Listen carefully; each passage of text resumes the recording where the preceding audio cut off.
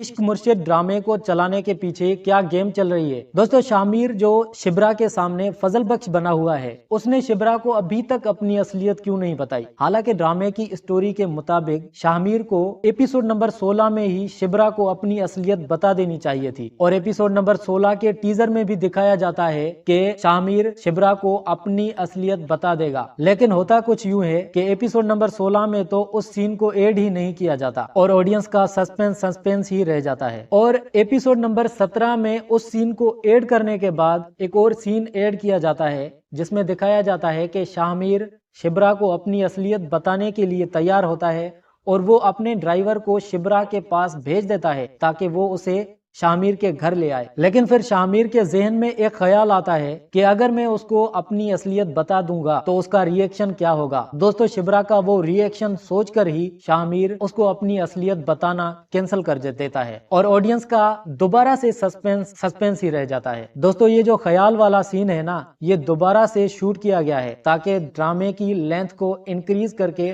Note छापे जाएं और नोट छापने के चक्कर में इस ड्रामे की जो ओरिजिनलिटी है ना दोस्तों, मुझे लगता है कि वो खत्म होती जा रही है। और ये ड्रामा देखने के बाद अंदाजा हो जाता है कि पाकिस्तानी बहुत बड़े उस्ताद हैं। बाकी आप दोस्तों की क्या राय है, कमेंट करके जरूर बताइएगा।